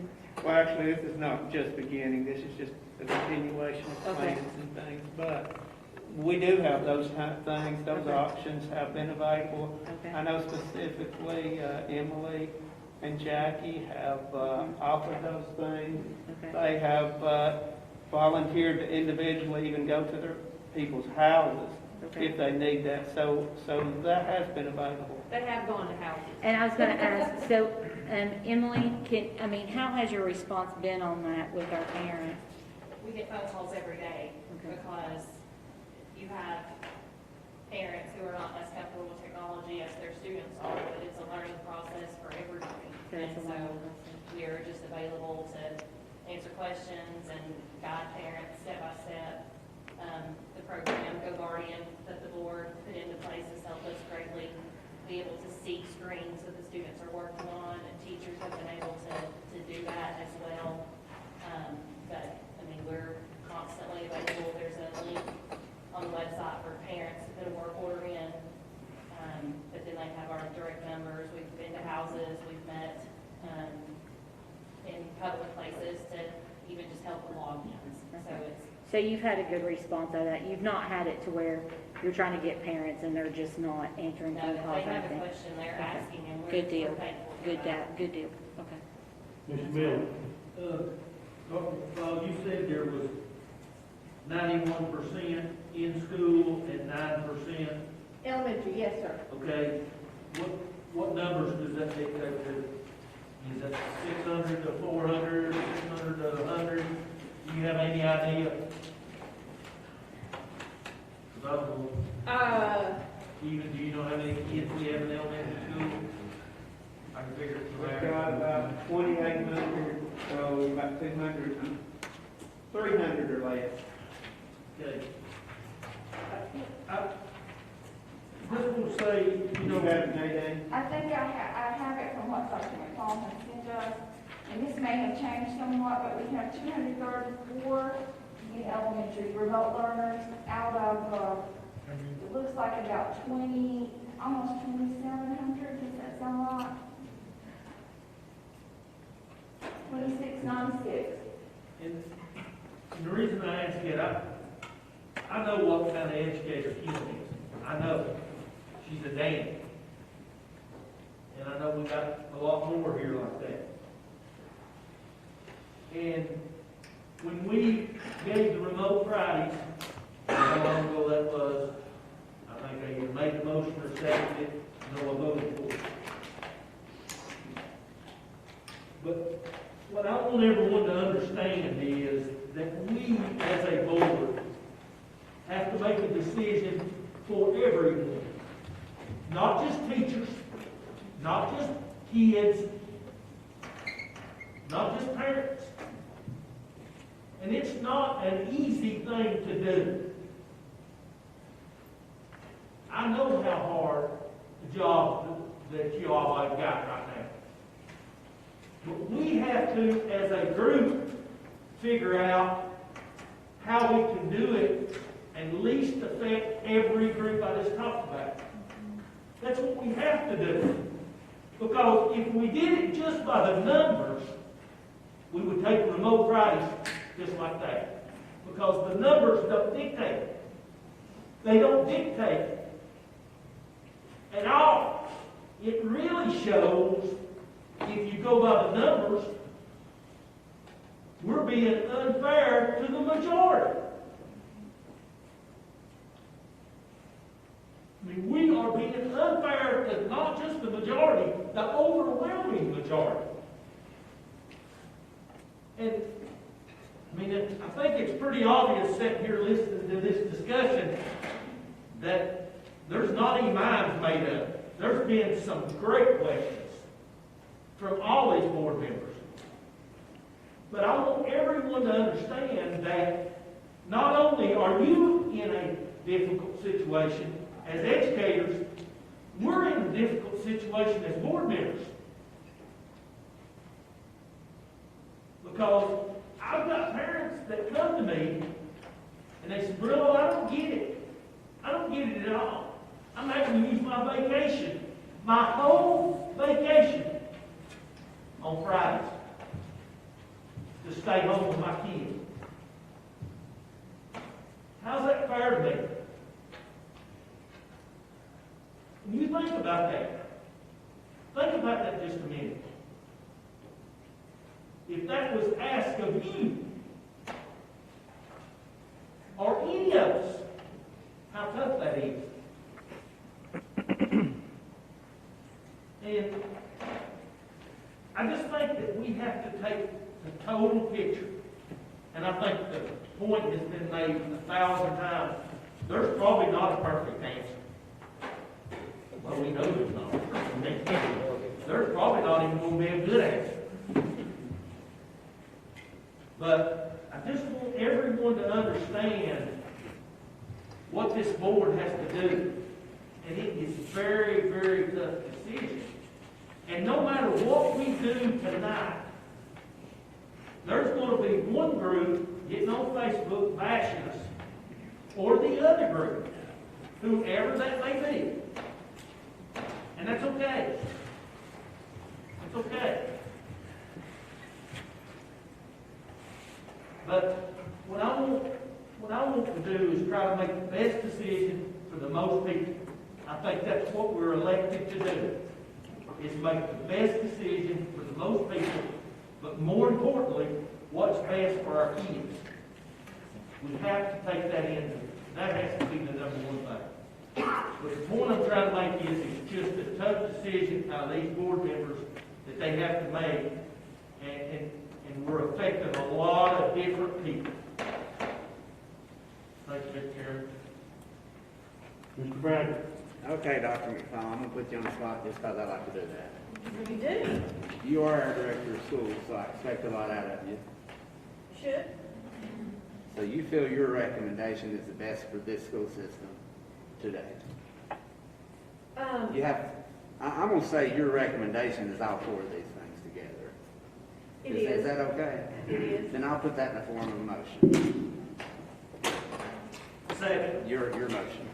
Have a motion by Mr. Brackett, second by Mr. Miller.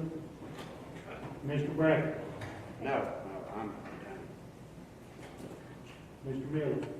Mr. Chairman, is there anything, and Dr. Fallon and every board member, is there anything that we can do on what you've recommended that, after hearing all this discussion, that can make this better? Is there anything that we can do to make this better? I'm open to hear it. I'm open too, because, you know, I don't know that there is, but if there is anybody, I mean, you want to go from 5 teachers to 7 teachers, or, I'm just using that for example. I'm willing to listen. Ms. Horn, you had your hand up a minute ago. I do. So with Mr. Brackett putting this in the motion, we're getting ready to vote on this, correct? Okay. So here's my issue. We're looking at spending $220,000 to bring teachers in and take away these teachers' relationship and take away us moving education forward, because they've already started this process. For us to be moving education forward, video's not going away, guys. And the other thing that I'm going to add to this is we're asking our middle school and our elementary school teachers to go back to teaching 12 hours a day, 7 days a week, and taking time away from their family. And that's where I have a hard time, because we have some darn good teachers in this county, and we're going to lose our teachers when they can go to another county and not have that. And that's the thing that we have to consider at this point. They have asked us that they need this time to make these videos and create these lessons for their classroom. They've got them already done for half a year. Why would we take that away from them now? And that way they can continue it, and they'll have all year. Next year, their lessons are done. So if something else comes up and we have to do remote learning, it's here. It's already done. And I think that that's what we have to take in consideration right now. On top of taking special ed students away from their teachers because they decide to go remote, and special ed teachers have that relationship. Now, I know as far as where it comes to occupational therapy, maybe that they're able to be flexible, because I know we've got high school teachers that are allowing students to come in on Friday for testing and one-on-one time in tutoring. So I'm not for sure why we couldn't do that for some of our special ed resources if they needed to do that. But I think we really need to consider about spending this money and making this whole change right here after these teachers have been busting their hind ends for 9 weeks. And they've come a long ways. And this goes back to the year that we went from changing our grade book from the little red book to on computers. And I can promise you, we were not able to convert from our little red book to the computer in a 9-week period. It literally took us a year to convert to that. And I think that's what we have to consider. Mr. Taylor?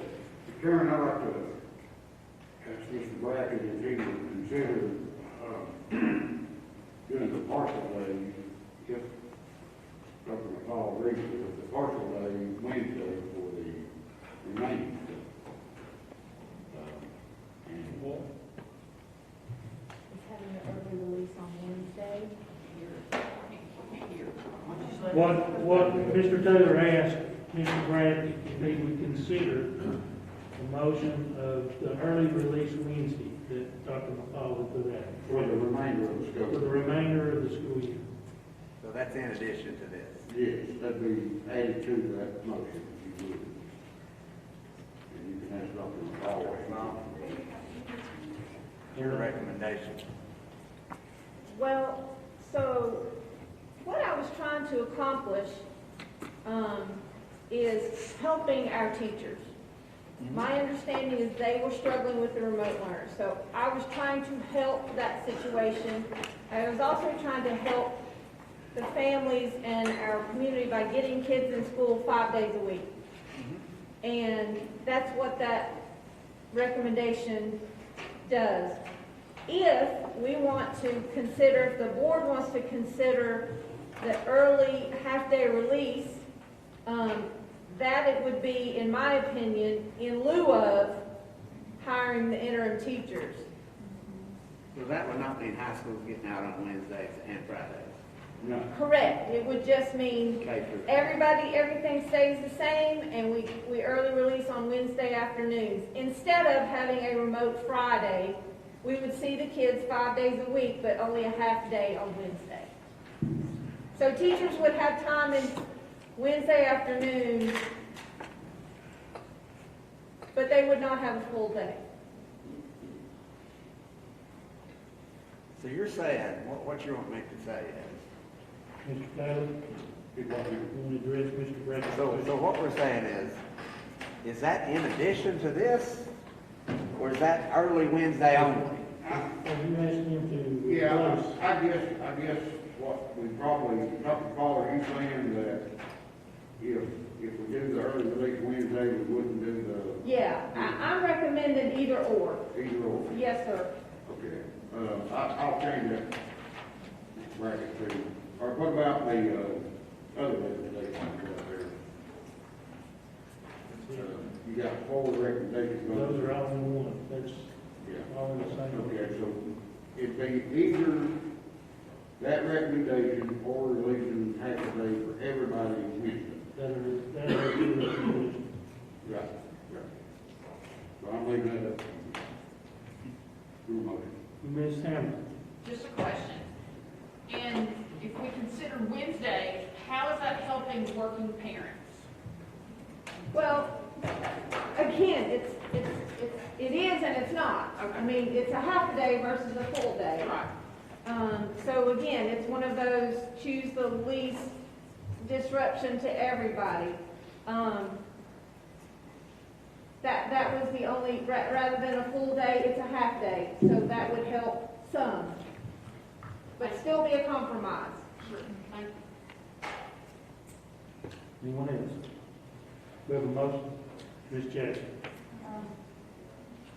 Based on what Mr. Taylor just suggested,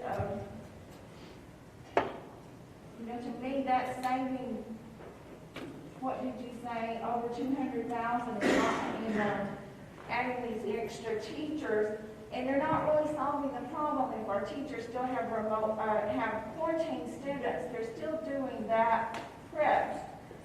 So, and our goal is to get as much in-school time as possible. A half day can be very, very productive.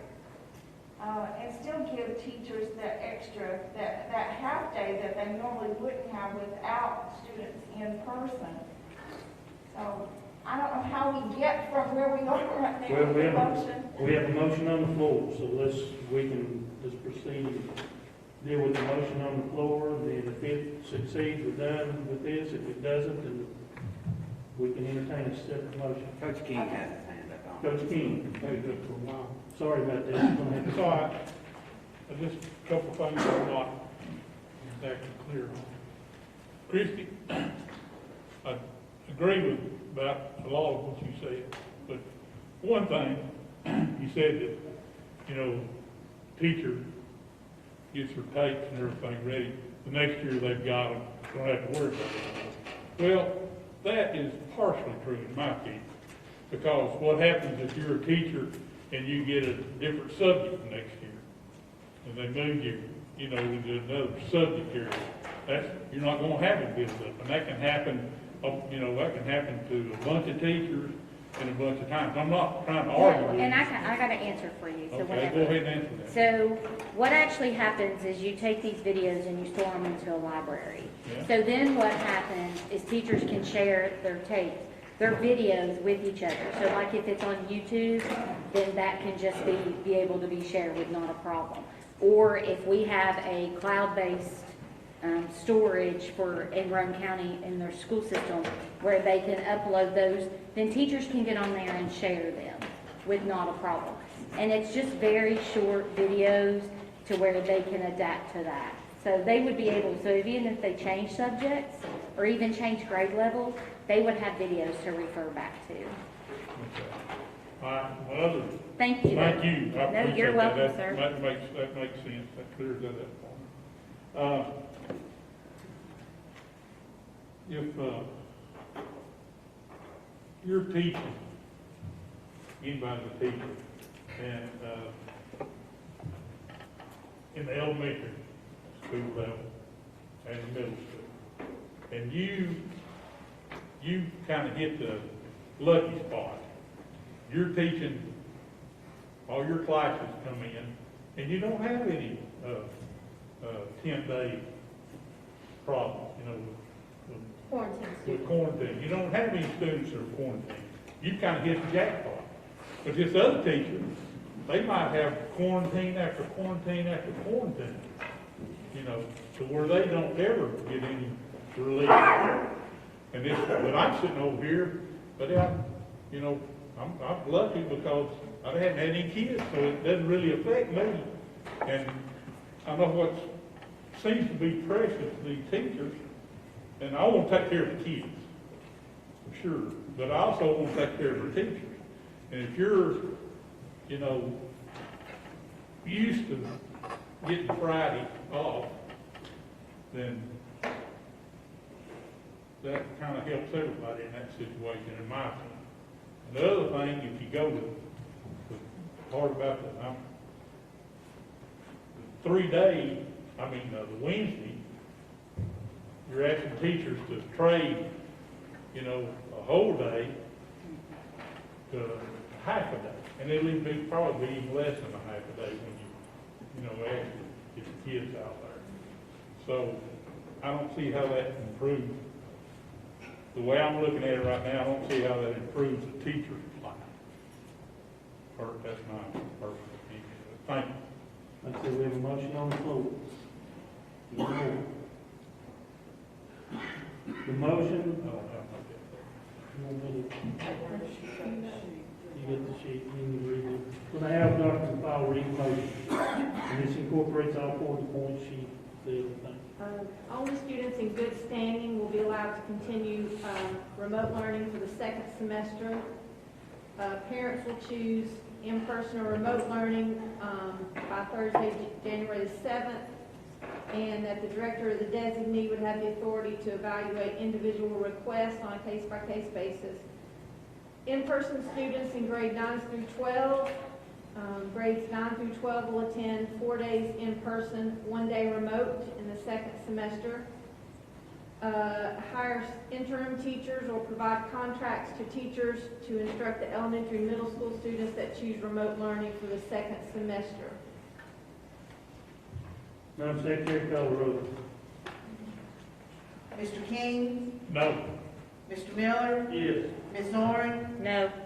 Ms. Tate, Yes. Mr. Brackett, Yes. Mr. Cox, Yes. Ms. Hamilton, No. Ms. Jackson, No. Mr. Taylor, No. Mr. Wright. Yes.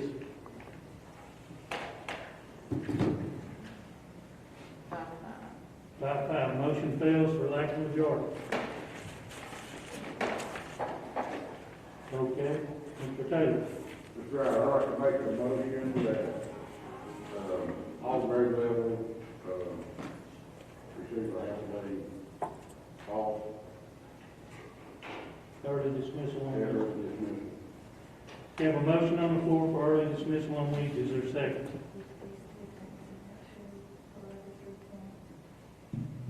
Second for discussion. Have a second for discussion. I have a question whenever. Mr. Taylor? Yeah, I'd like to amend that, motion to include, good standing, but, you know, the 1, 2, 3 of, So basically, the first two recommendations? Yes. Okay. In addition to the early Wednesday? yeah, you can read those. I'll include that in my second. Good. Mr. Taylor? No. Mr. Miller?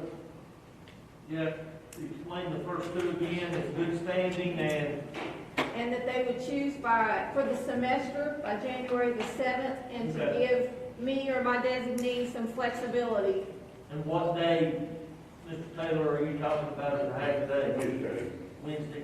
Is that part of the motion? Yes. Okay. Ms. Taylor? So what he's proposing is, will the 9 to 12 still be 4 days a week, and then the undergrades will go 5 with a short day on Wednesday? Or will that affect them all? Everybody. Would be everybody. We go 5 days with an early dismissal on Wednesday. Is that correct? That's the way I understood That's it. the way I understood it. Mr. Brackett? Okay, let me understand this. We're gonna take the remote Friday away and give half a remote Wednesday, which will still cost the parent a vacation day.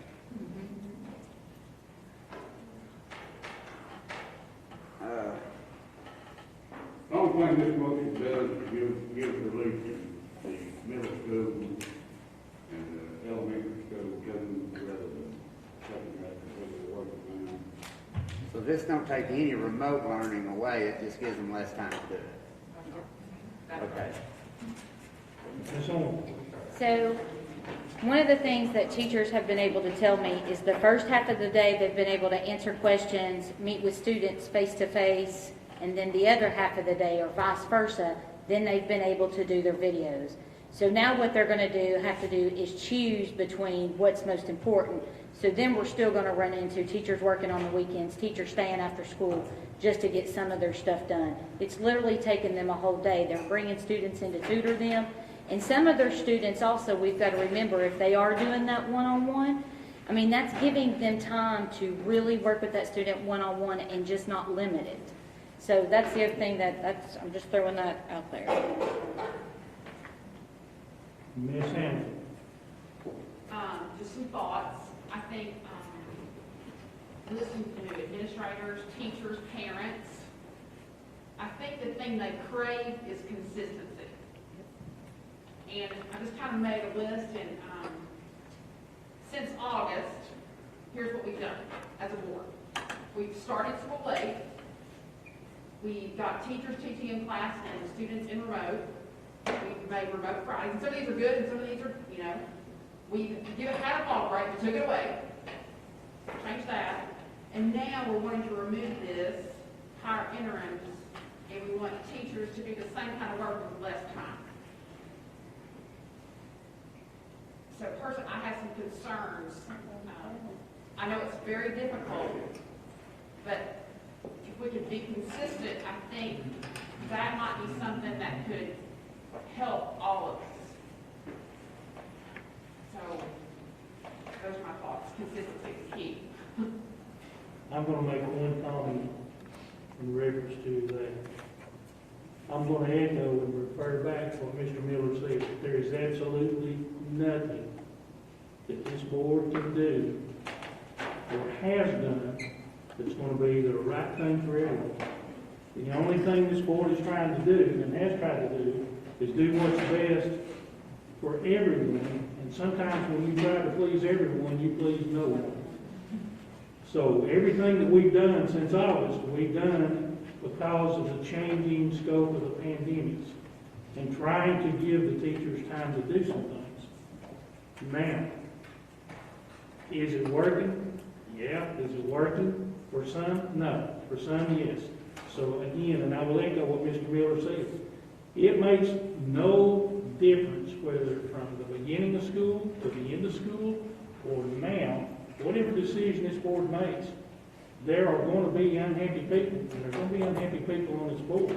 The bottom line is, we have to make a decision that's best for everyone, not for parents, not for businesses, not for teachers. There's one group, and I got an email, and one thing that was left out of one of the emails was the children. So, I'll say that, Ms. Tate, you asked for the floor. Well, and I mean, just my opinion on it, I think that maybe that's going to give them more stability by bringing them all in back into the school 5 days. And my concern too, some of the teachers have mentioned to me about the special ed and about the ones that need physical therapy, speech therapy. They're losing a lot right now. And I think it's really important to at least try and get them back into school 5 days a week so that they're getting that accessibility to these things. Anyone else? Let's see, we have a motion on the floor for early dismissal, correct? Correct. Mr. Bradley? So everybody will be in school 5 days a week, they'll get out early on Wednesday. That's the early dismissal point, yes. Is that correct, Dr. McCollum? She said, Coach King, wait a minute. Go ahead. Oh, no, I'm definitely done. Coach King? All right, I think we did this. What time would early dismissal be on Wednesday? Would it be at 11 o'clock, 11:30, 1 o'clock? What time would dismissal be on Wednesday? On Wednesday?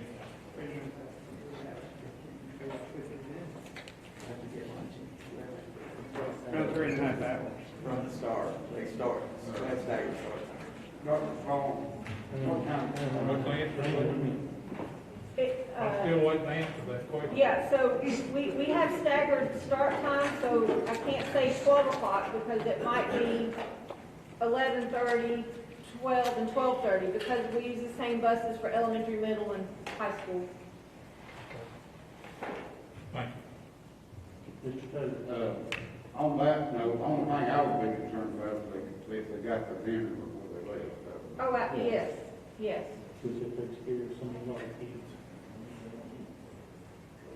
She'll have to come up with that time, I don't know.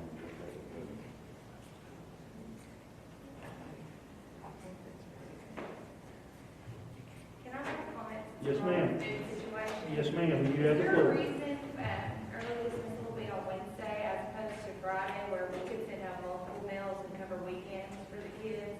I don't know if that's an option, but I mean, I will definitely send home a lunch on Wednesday if we do keep Wednesdays as early dismissal. I was just curious about that. I couldn't hear what you said. She's asking if she would be able to send lunches home on Friday, if we did early dismissal on Friday versus early dismissal on Wednesday. Isn't that correct, Nick? Would you lower your mask and speak up just a little bit more so Coach King can hear you? We can send home multiple meals on Fridays to cover the weekend as opposed to Wednesday one lunch. I just didn't know if Wednesday was a set day or if Friday was an option. If it would make a difference for anybody else other than me. We would still send food home on Fridays, would we not? We could. It would just be more difficult. I mean, we did that for Thanksgiving and it was very stressful the amount of employees we have now to get the amount we did and give it out, especially with elementary schools. But, I mean, I would do whatever we could to provide meals for as many days as possible. I hope everyone out here is understanding, you see the problem with trying to get everything for everybody. And actually, she has a good point too, because they've gotten accustomed to the last 9 weeks of being off on that Friday. So if maybe they brought them in on Friday and let them out early on Friday, might work better than a Wednesday. Right now, the motion on the floor is early dismissal on Wednesday. That's the motion on the floor. Mr. Taylor? Dr. Caldwell, do you have a problem with it on Friday? I don't have a strong feeling one way or the other, sir. No. Could I amend my motion to make that Friday instead of Wednesday? Mr. Miller made a second. I'll include that in my second. Okay, so now the motion has been amended, the original motion, so instead of early dismissal on Wednesday, it would be early dismissal on Friday. And it would include items 1, 2, for the chair on their previous recommendation, which is students in good standing, and they have to make a decision by the 7th of January. I just want to make sure everybody knows that that would be included, correct? Mr. Miller? I guess I need to ask her. What time do we have all the kids fed? And I know it's different at each school, but what probably is the time when we have them fed, all of them? For lunch on For lunch Friday? on a regular day. On a regular Friday? Oh, right now on Fridays? No, regular. No, if we went back, if we were, this hadn't happened, if we were just going to school and it's Friday, what time will every kid in Roane County be done by Friday for lunch? Typically 12:30 at the very latest one. I think Rockwood Middle has the latest lunch. 12:30 one. Give a lunch range. So we have to make sure that if we're gonna do a half-day Friday, that we set it where every kid gets the opportunity to eat lunch. Well, So, if that means 1 o'clock, then so be it. But I don't, We also have an early release schedule, so lunches are, yeah.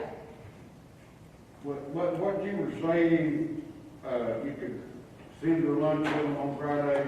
We can bag up lunches like we were, like we did it on Thanksgiving, the Wednesday before, or the Tuesday before Thanksgiving. We sent home multiple meals for that Thanksgiving weekend.